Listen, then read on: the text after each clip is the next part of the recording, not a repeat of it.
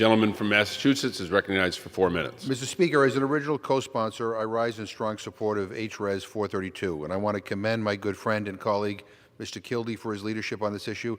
I also want to commend the incredible work of Chairman Engel for all he has done on this issue, as well as Chairwoman Bass and Mr. Bilirakis and others here. Mr. Speaker, I am here today to express my unwavering support for the people of Sudan and their long-held desire to live in a democratic nation, a nation where all the Sudanese people live in dignity and where their rights and freedoms are respected and protected. For 3 decades, the people of Sudan have suffered under the brutal, genocidal regime of Omar al-Bashir. They were murdered, mutilated, bombed, starved, imprisoned, tortured, and raped by Bashir's army, Air Force, police, intelligence units, and paramilitary allies, formerly known as the Janjaweed, and now organized as the Sudanese Rapid Support Forces. Villages were burnt to the ground, churches destroyed, radio stations and the press shut down, protests violently repressed, food and medicine denied to populations at risk. Last December, the people of Sudan rose up in massive protests across the country and said, "Enough, no more. The time for change is now." On April 11th, Bashir was removed from office by the Sudanese military. But instead of turning the government over to a civilian-led council, they took power for themselves.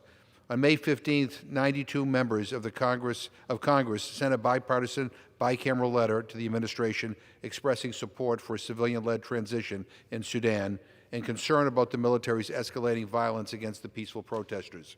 We had good reason to be concerned.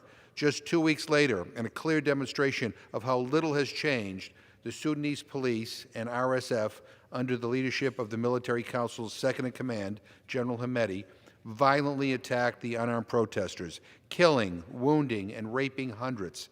In an act of great cowardice and complicity, the Sudanese military chose to withdraw from the scene or stood by and watched the attack, doing nothing to protect the people. The Military Council then shut down the Internet, so information about the massacre couldn't come out.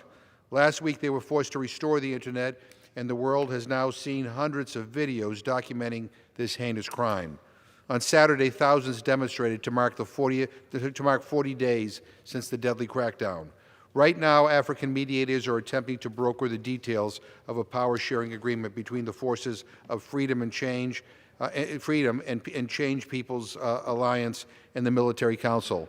I hope that they are successful in reaching a deal that guarantees a genuine civilian-led transition and democratic governance. But I don't want to see the civilian-led democratic reform movement undermined and forced to accept a bad deal, one where power and the corrupt and brutal structures of the former regime remain under military control. Mr. Speaker, like so many of my colleagues, I've been engaged on the issue of Sudan for nearly 15 years.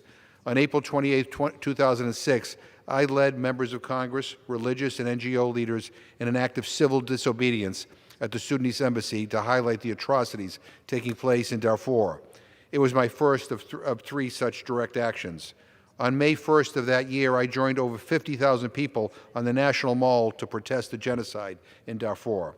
I took my young son and daughter to see how people from all walks of life came together in solidarity with the people of Sudan and demanded action.